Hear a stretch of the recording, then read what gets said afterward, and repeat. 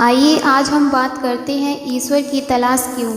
एक व्यापारी धन धान्य से अति संपन्न था, लेकिन उसके चित्त में शांति नहीं थी। फिर एक दिन उसके शहर में एक महात्मा आए। उन्होंने एक प्रवचन में बताया कि केवल परमात्मा ही शांति दे सकता है, इसलिए उसको तलाश करो। यह जानकर व्यापारी एक दिन परमात्मा ईश्वर की तलाश में निकल पड़ा। वह वर्षों देशाटन करता रहा, लेकिन उसे ईश्वर के दर्शन नहीं हुए। उसकी मानसिक समस्याएं बढ़ती गईं। अपना शहर छूट गया, व्यापार छूट गया और लगातार स्वास्थ्य गिरने लगा। उसने सोचा कि यदि वह घर नहीं लौटा तो परदेश में ही कहीं उसकी मृत्यु हो जाएगी। लेकिन शांति के लिए ईश्वर से मिलने की उसकी प्यास खत्म नहीं हुई थी। वह आगे ही बढ़ता गया। यात्रा करता हुआ वह एक शहर में पहुंचा। वहाँ किसी महात्मा का प्रवचन चल रहा था। आवाज़ जानी पहचानी लगी। वह उनके पास गया। महात्मा के पास पहुँचते ही वह फूट फूट कर रोने लगा। महात्मा ने कारण पूछा तो व्यापारी ने बताया, आपने मुझे शांति के लिए ईश्वर की तलाश करने के लिए कहा था। तब से ही मैं शहर शहर धार्मिक स्थलों पर भटक रहा हूँ, लेकिन ईश्वर का कहीं पता नहीं चला।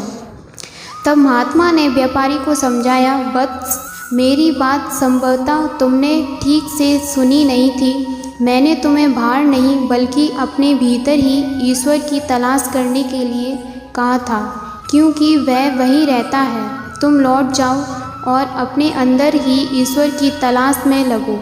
वह तुम्हें नहीं वहीं मिलेगा। जिस प्रकार दर्पण के ऊपर मैल जमने से चेहरा दिखाई नहीं देता है, उसी प्रकार से हमारी आत्मा पर हिंसा, झूठ, कुलीन की जो धूल जमी हुई है, उसको जब तक हम नहीं हटाते हैं तब तक ना तो आत्मदर्शन होने वाला है और ना ईश्वर का दर्शन हो सकता है। प्रत्येक व्यक्ति अपनी आत्मा के अंदर पुरुषार्थ के द्वारा ईश्वर को प्रकट कर सकता है। ईश्वर की प्राप्ति के लिए सम्यक दर्शन, सम्यक ज्ञान और सम्यक चरित्र को अपने जीवन में उतारना होगा। खाली चर्चा करने से कुछ नहीं हो सकता। किसी ने कह दिया कि रसोई बनाओ, रोटी बनाओ, इस प्रकार देर तक चर्चा की, पर खाया किसी ने भी नहीं। क्या बिना खाए मुंह चलाए पेट भर सकता है? तो खाली चर्चा करने से ईश्वर की प्राप्ति कैसे हो सकती है? आत्मा पर से धूल की परत हट जाने पर ही ईश्वर की अनुभूति होगी। हमारी वीडियो देखने के लिए धन्यवाद। आखिर क्यों चैनल को सब्सक्राइब करें। राधे राधे, जय श्री कृष्ण।